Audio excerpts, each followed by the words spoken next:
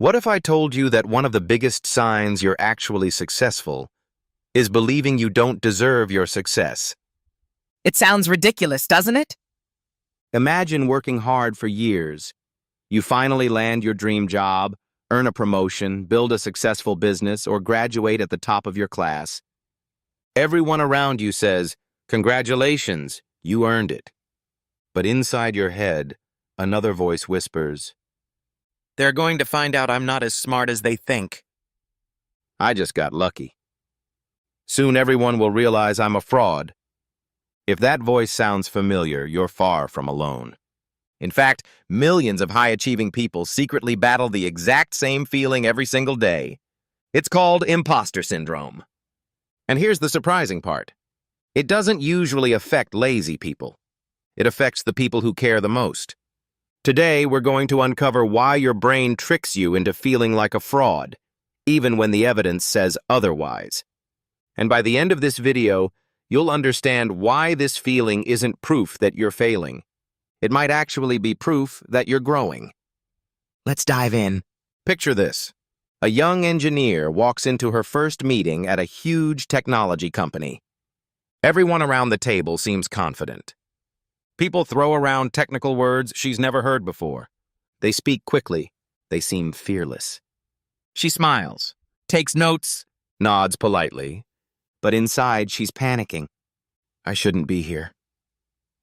Someone made a mistake hiring me.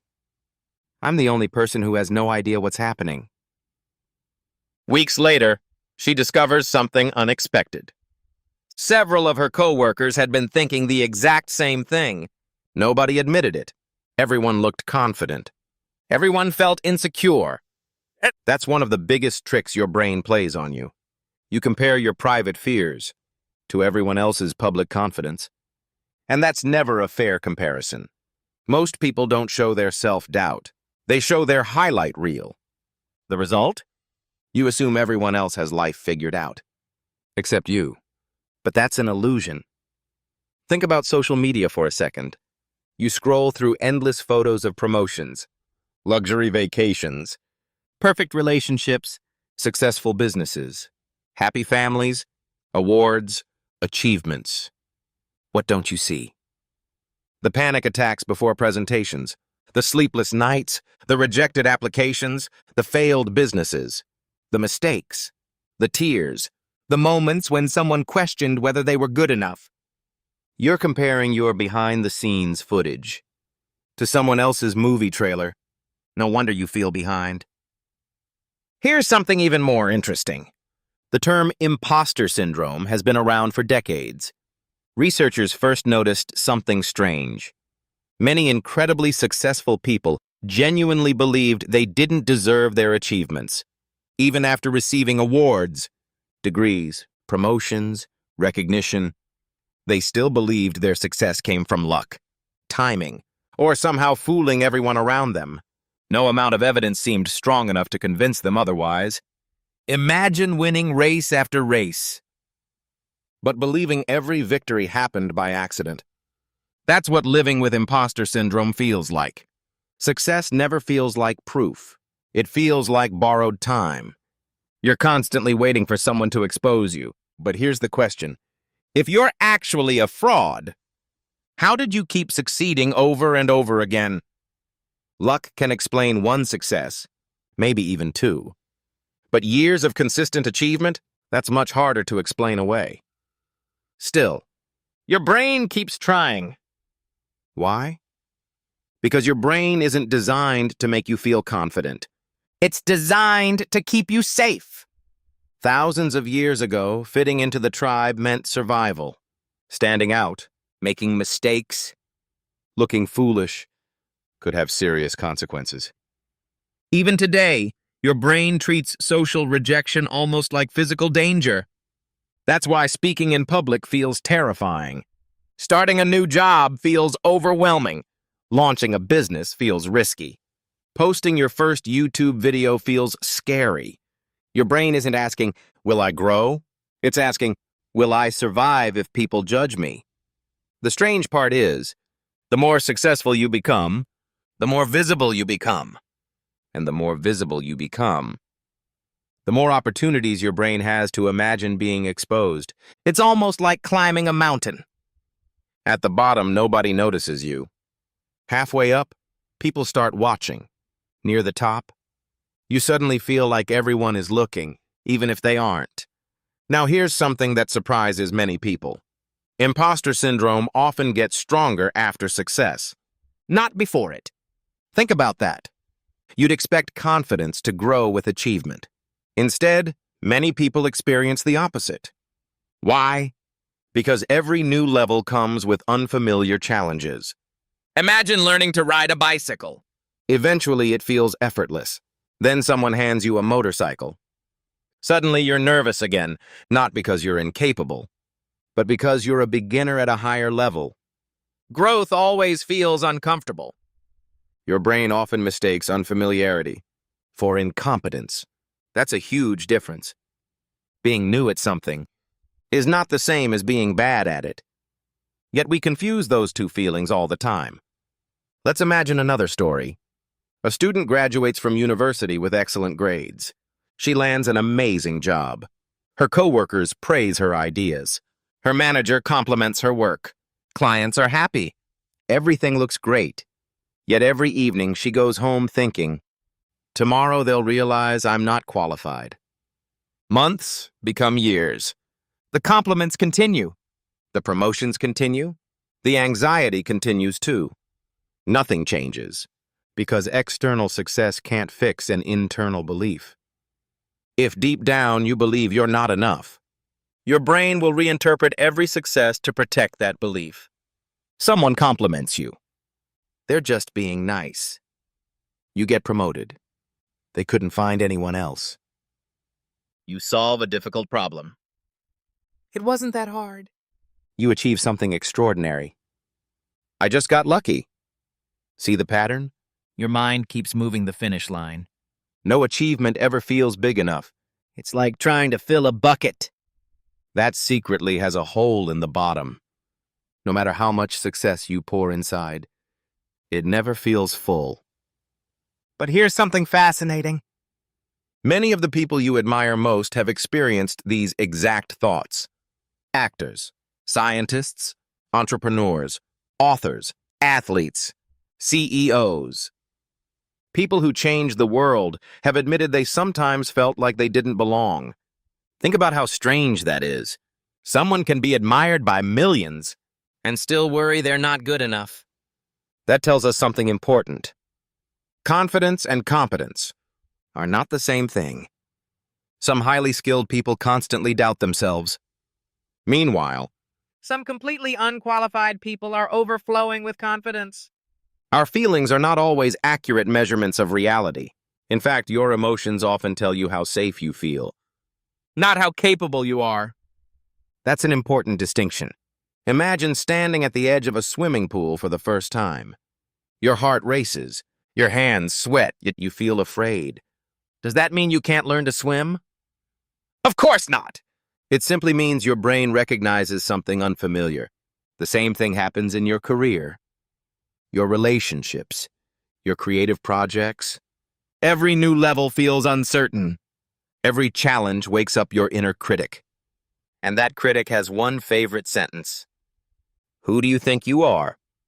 Maybe you've heard it before. When you wanted to apply for a better job. When you thought about starting a business. When you considered writing a book. When you plan to create videos online. That voice tries to convince you that you're not ready. But what if nobody ever feels completely ready? What if confidence isn't something you find before taking action, but something you build because you took action? That idea changes everything. Because if waiting for confidence is the plan, You may end up waiting forever. And here's where things become even more interesting. If imposter syndrome isn't caused by a lack of ability, then what actually creates it? the answer has less to do with your achievements And much more to do with how your brain learned to measure your worth.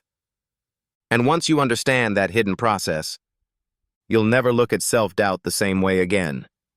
Most people assume imposter syndrome begins when they enter a difficult job. Or when they become successful. But that's usually not where the story starts. The real roots often go much deeper, long before the promotion, long before the degree, long before anyone called you successful. To understand why, let's go back for a moment. Imagine two children. The first child brings home a test with a score of 95 out of 100. The parents smile, but immediately ask, "What happened to the other 5 points?" The second child gets the same score. This time, the parents celebrate the effort. They ask what the child learned. They encourage curiosity instead of perfection. Years later, both children may become successful adults. But inside, their minds can work very differently. The first child may secretly believe, "If I'm not perfect, I'm not enough." The second child is more likely to believe, "Making mistakes is part of learning." That's a powerful difference. Because imposter syndrome often grows in environments where love, praise, or approval seemed connected to achievement. You start believing your value depends on your performance. If you succeed, you're acceptable. If you fail, maybe you're not. Over time, your identity becomes tied to winning. And that's exhausting, because nobody wins all the time. Now, maybe your childhood wasn't like that at all. Imposter syndrome doesn't come from just one place. Sometimes it develops because you were constantly compared to others. Maybe there was always someone smarter, someone faster, someone more talented. Maybe you heard things like, "Why can't you be more like your brother?" Or, Look how well your classmates are doing. even if those words were meant to motivate you, your brain may have translated them differently. Who I am isn't enough. Once that belief settles in, it quietly follows you into adulthood. You don't just compare yourself occasionally. Comparison becomes your default setting. And today, that habit has become even stronger, because we're carrying something previous generations never had. A device in our pocket that lets us compare ourselves to thousands of people every single day. Think about it. You open your phone for just 5 minutes. Someone bought a new house. Someone launched a company. Someone ran a marathon. Someone earned 6 figures. Someone got engaged. Someone traveled the world. Someone seems happier, healthier, more productive, more successful. Within minutes, your brain starts asking a dangerous question. What am I doing wrong? But here's the truth. You're comparing your entire life to carefully selected moments from everyone else's lives. Imagine watching only the winning shots from every basketball player in history. You'd think nobody ever missed, but they did. Thousands of times. Success is edited. Failure is usually hidden. Your brain forgets that. And because of that, you end up feeling like the only imperfect person in a world full of perfect people. Here's another trap. Perfectionism. At first, perfectionism sounds like a good thing. People even treat it like a compliment. I'm just a perfectionist. But perfectionism isn't really about having high standards. It's about believing anything less than perfect isn't acceptable. Think about how impossible that standard is. Imagine you're writing a report.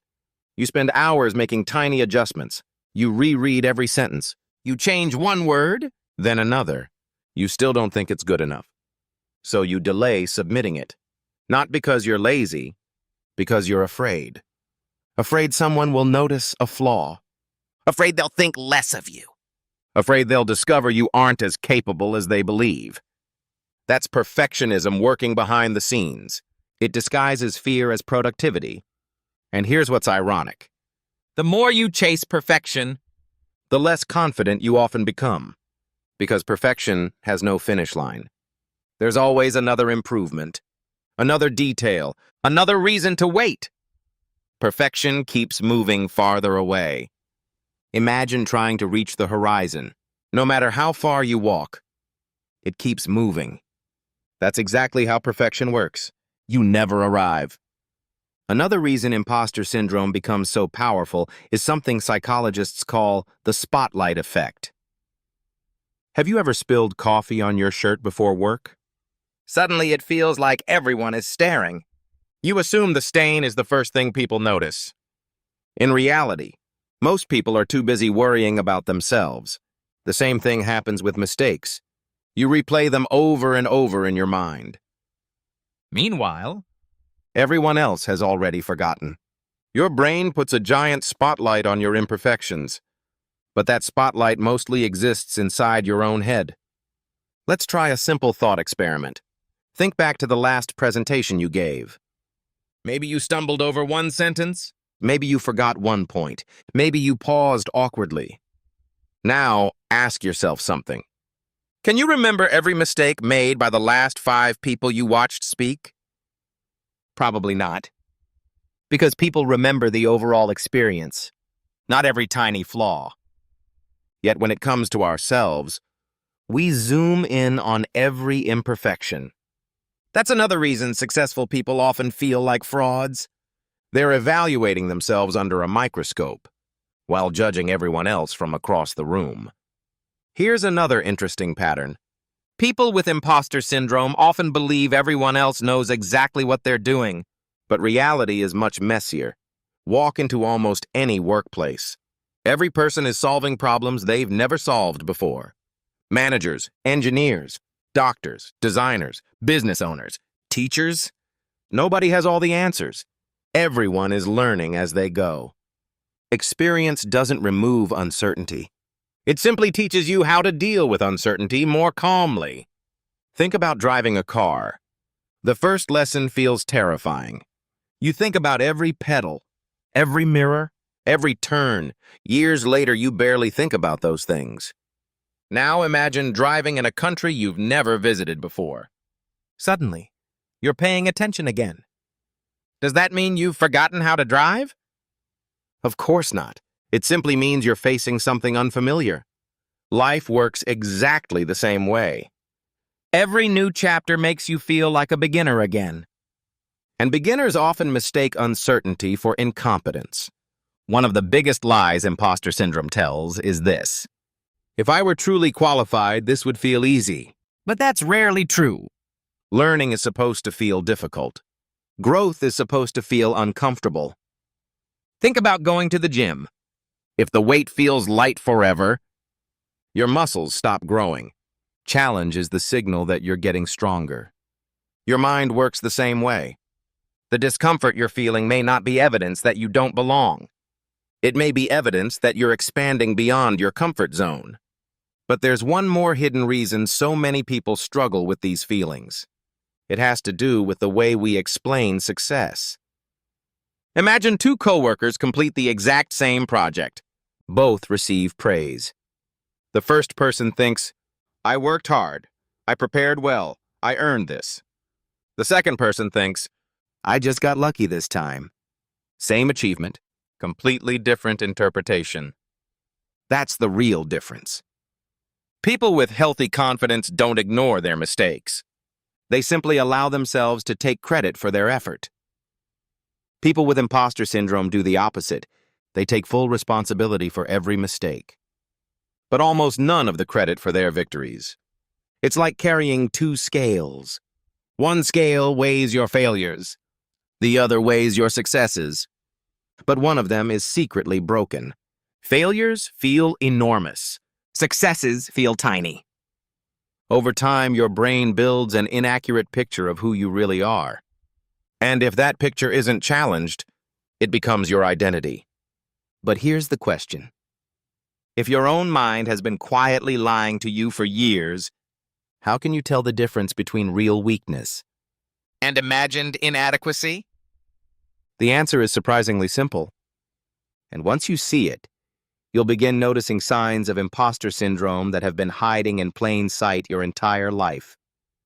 Have you ever turned down an opportunity, Not because you couldn't do it, but because you were afraid someone would discover you weren't good enough? If so, you've already seen one of the biggest signs of imposter syndrome. The strange thing is, most people don't recognize these signs while they're happening. They simply assume, this is just who I am. But once you learn to spot the patterns, you begin realizing your thoughts aren't always telling you the truth. Let's start with the first sign. You constantly explain away your success. Someone compliments your work. Instead of saying, "Thank you," you immediately respond, "Oh, it was nothing. Anyone could have done it. I just got lucky." At first, that sounds humble. But think about it. Imagine a friend spent 6 months building something incredible. They worked late nights, solved difficult problems, kept going when they wanted to quit. Then, after succeeding, they said, "It was all just luck." Would you agree? Probably not. So why is it so easy to dismiss your own effort? Because imposter syndrome teaches you to reject evidence that doesn't fit your self-image.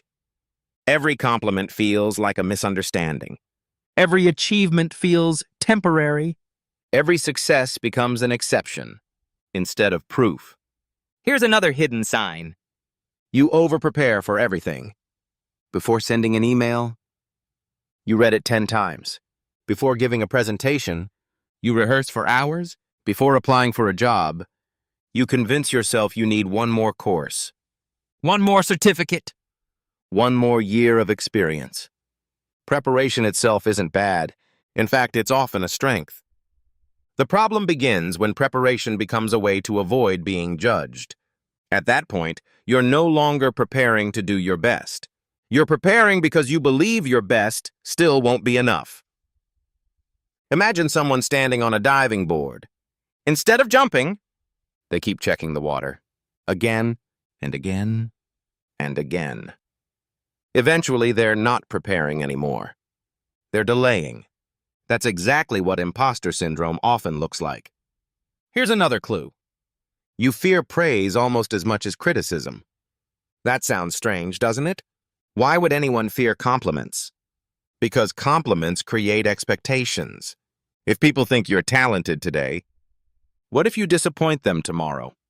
Suddenly, success becomes pressure. Instead of celebrating your achievements, you start worrying about maintaining them. Each accomplishment raises the bar higher. Eventually, you stop enjoying success altogether. It simply becomes something you have to defend. Another common sign is constantly comparing yourself to experts. Let's say you've been learning photography for 6 months. Instead of comparing yourself to where you started, you compare yourself to someone with 20 years of experience. Of course, you'll feel behind. Imagine planting a small tree next to a giant oak. Would you expect them to be the same height? Of course not. They're at different stages. Yet that's exactly what we do in life. We compare our chapter 2 to someone else's chapter 20. Then we wonder why we feel inadequate. Here's another pattern that's easy to miss. You remember criticism far longer than praise. Think about your last performance review. Maybe your manager gave you 10 compliments and one suggestion for improvement. Which part stayed in your mind? For many people, it's the criticism. Our brains naturally pay more attention to threats than rewards. Psychologists sometimes call this negativity bias. Long ago, noticing danger kept our ancestors alive. Missing one compliment didn't matter. Missing one predator did. Your brain still works that way today. Unfortunately, it also means your mistakes often feel much larger than they really are. Now here's a question. Have you ever felt guilty for taking a break? Maybe you finished a difficult project. Instead of celebrating, You immediately looked for the next task. maybe you've even felt uncomfortable relaxing, as if resting somehow makes you lazy. This is another hidden effect of imposter syndrome. You begin believing your worth depends on constant productivity. If you're not working, you're falling behind. If you're not improving, you're failing. But think about athletes. Do they train 24 hours a day? No. Recovery is part of performance. Without rest, progress actually slows down. Your mind works the same way. Rest isn't the opposite of productivity. It's one of the things that makes productivity possible. Here's another fascinating sign. You become uncomfortable when people call you an expert. Someone introduces you as the specialist. Instead of feeling proud, you panic. They expect too much. What if I can't answer their questions? What if they realize I don't know everything? But here's the secret. Real experts don't know everything. They simply know more than they knew yesterday. Knowledge isn't a destination. It's an endless journey. The smartest people often ask the most questions. Not because they're incompetent, but because they understand how much there is still to learn. Now let's talk about something surprising. Many of the world's most successful people have openly admitted to struggling with these exact feelings. Award-winning actors have said they feared every new role would expose them. Best-selling authors have confessed they worried each book would prove the previous one was just luck. Accomplished entrepreneurs have questioned whether they deserved their success. Even brilliant scientists have wondered if they truly belonged among their peers. Think about that. These are people admired by millions. Yet inside, some of them felt exactly like the engineer, the student, or the employee we talked about earlier. Success doesn't automatically silence self-doubt. Sometimes it simply gives self-doubt a bigger stage, and that reveals something incredibly important. Confidence isn't a prerequisite for achievement. Often, achievement happens despite the absence of confidence. That's encouraging, because it means you don't have to wait until you feel fearless. You simply have to keep moving. Let's imagine two people climbing the same mountain. The first climber says, "I'm confident I'll reach the top." The second climber says, I'm scared I won't make it. who reaches the summit? Maybe both. Because the mountain doesn't care how confident you feel. It responds to your actions, one careful step after another. Life works the same way. Your feelings don't always predict your future. Your actions shape it. Here's another trap imposter syndrome creates. It convinces you that everyone else has a clear roadmap. Meanwhile, you're just pretending. But if you could secretly read everyone else's thoughts, You'd probably be shocked. The executive wonders if she's leading well enough. The teacher worries about failing students. the artist questions whether their next project will disappoint. The entrepreneur lies awake wondering if the business will survive another year. Behind almost every confident face, there's another human being trying to figure things out. The difference is that some people keep going despite uncertainty. Others mistake uncertainty as a signal to stop. That's where opportunities are often lost. How many careers never begin because someone didn't feel ready? How many businesses never exist because someone waited for confidence? How many books remain unwritten? How many ideas stay trapped inside people's minds? Not because they lacked talent, but because they believed the voice saying, "You're not qualified." Imagine if every successful person had listened to that voice. How many inventions would never exist? How many companies would never have been started? How many songs would never have been written?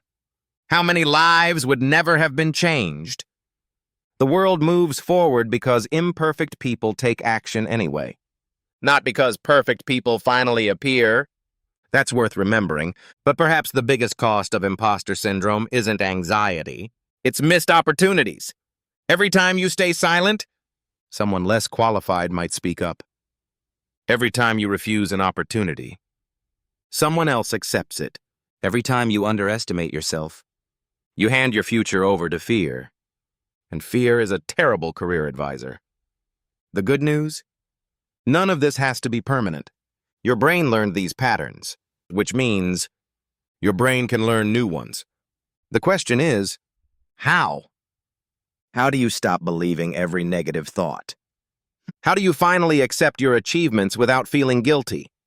how do you build real confidence instead of constantly chasing external validation? The answers aren't found in motivational quotes.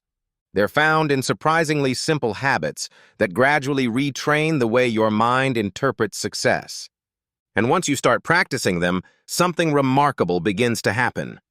The voice calling you a fraud doesn't disappear overnight. But little by little, it becomes quieter. And for the first time, another voice begins to grow louder. The one that's been there all along. The voice that says, Maybe. I really do belong here. The good news is this. Imposter syndrome isn't a life sentence. It's a habit of thinking. And habits can be changed, not overnight. Not with one motivational speech, but with small, consistent actions that slowly teach your brain a new story. Think about learning to ride a bicycle. The first few attempts are awkward. You wobble, you lose balance, you fall. If someone had judged your future based on those first 5 minutes, they'd probably conclude you'd never learn. But that's not how growth works. Every attempt teaches your brain something new. Eventually, what once felt impossible becomes automatic. Confidence isn't something that magically appears before action. Confidence is what action creates. That's the first strategy. Stop waiting to feel ready. This might be the biggest mistake people make. They tell themselves, I'll apply when I'm more confident. I'll start the business when I know enough. I'll make videos when I'm better. I'll speak up after I have more experience. But here's the truth. Almost nobody feels completely ready. Think about the first time you drove a car alone. The first day at a new school. The first interview, the first presentation. The first time you tried anything important. Were you confident? Probably not. Yet you survived. Then you improved. The feeling of readiness usually comes after taking action, not before it. The next strategy is surprisingly simple. Collect evidence. Your brain loves stories. Unfortunately, imposter syndrome tells a very selective story. It remembers every mistake, every awkward moment, every failure. But it quietly deletes your wins. So give your brain a better database. Keep a notebook, a document, or even a note on your phone. Every time you accomplish something, write it down. Finished a difficult project? Write it down. Received positive feedback? Save it. Solved a problem nobody else could solve? Record it. Helped someone? Add it. At first, it may feel unnecessary, but months later, you'll have something powerful. Objective evidence. On difficult days, your emotions will say, you've never achieved anything. Your evidence will calmly reply, actually, here's 30 examples that prove otherwise. Feelings change. Facts remain. Now here's another habit that can transform the way you think. Change your inner dialogue. Imagine your best friend comes to you and says, I'm terrible at my job. everyone is smarter than me. I don't deserve this opportunity. Would you respond, you're right, you should quit? Of course not. You'd remind them of everything they've accomplished. You'd encourage them. You'd be patient. So why do you speak to yourself in a way you'd never speak to someone you love? Your inner voice matters, more than you realize. Every day you're having conversations inside your own mind. The question is, Are those conversations helping you? or hurting you? Try replacing statements like, I'm not good enough, with, I'm still learning, instead of, I failed. Try, I learned something valuable, instead of, everyone else knows what they're doing. Try, everyone is figuring something out. Notice something important. These aren't fake positive affirmations. They're balanced. They're honest. They're realistic. That's what makes them powerful. Here's another exercise. Stop comparing yourself to other people. Instead, compare yourself to your past self. Imagine two versions of you. The person you were 5 years ago And the person you are today. What can you do now that felt impossible back then? Maybe you've learned new skills, built better habits, handled challenges you once feared, become more patient, more disciplined, more resilient. Growth often feels invisible because you're living inside it every day. It's like watching a child grow. Parents rarely notice day-to-day changes, but after a year, the difference is obvious. The same is true for you. You're changing even when it doesn't feel like it. Now let's talk about mistakes. This might be the hardest lesson of all. Successful people don't avoid mistakes. They expect them. Think about learning a language. Nobody expects perfect grammar on day one. Think about learning piano. Nobody expects flawless performances after one lesson. So why do we expect perfection from ourselves in life? Imagine an archer aiming at a target. Not every arrow lands in the center. Some miss entirely. Does the archer throw away the bow? No. They adjust, aim again, and improve. Mistakes are information, not identity. They tell you what needs work. They do not tell you who you are. Another powerful shift is learning to separate your performance from your worth. Read that again. Your performance is something you do. Your worth is something you have. Those are not the same thing. Imagine a basketball player who has one terrible game. Does that suddenly erase years of skill? Of course not. One performance doesn't define the athlete. One mistake doesn't define the person. Yet we often allow one bad day to define ourselves. Don't give temporary moments permanent meaning. Here's another strategy that's incredibly effective. Talk about it. Imposter syndrome grows in silence.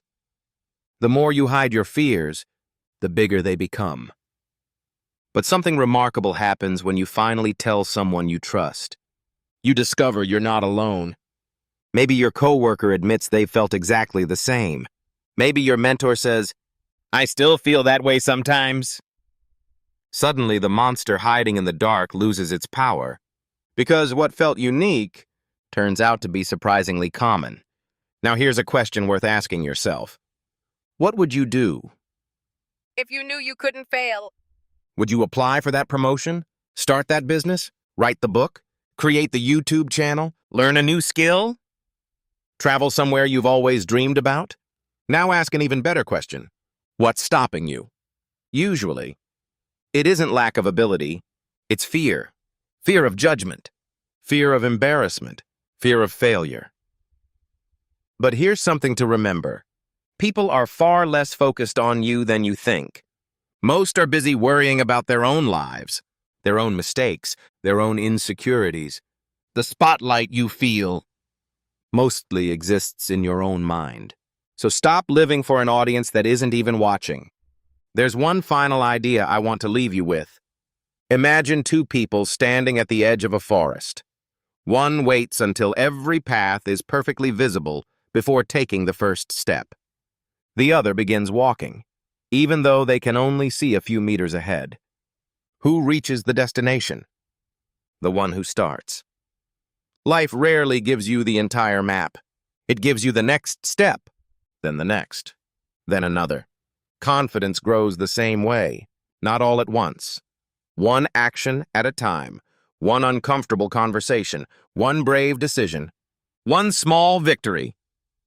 Until one day you look back and realize the person who once doubted everything has become someone they never imagined possible.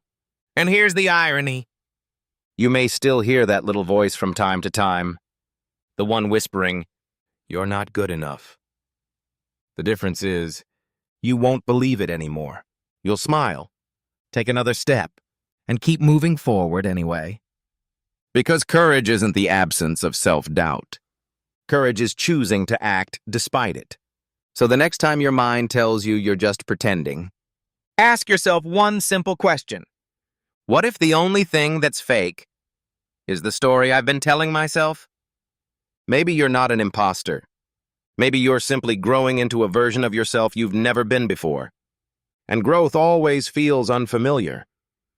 If this video helped you see yourself in a new way, let us know in the comments. Have you ever experienced imposter syndrome? What was the moment that made you question yourself, and how did you overcome it? Your story might be exactly what someone else needs to hear today. If you enjoyed this video, don't forget to like, subscribe, and turn on notifications so you never miss another video designed to help you build a stronger mind and a better life. Thanks for watching. And remember, you don't have to feel confident to take the next step. You just have to take it. One day you'll realize you were never pretending. You were becoming.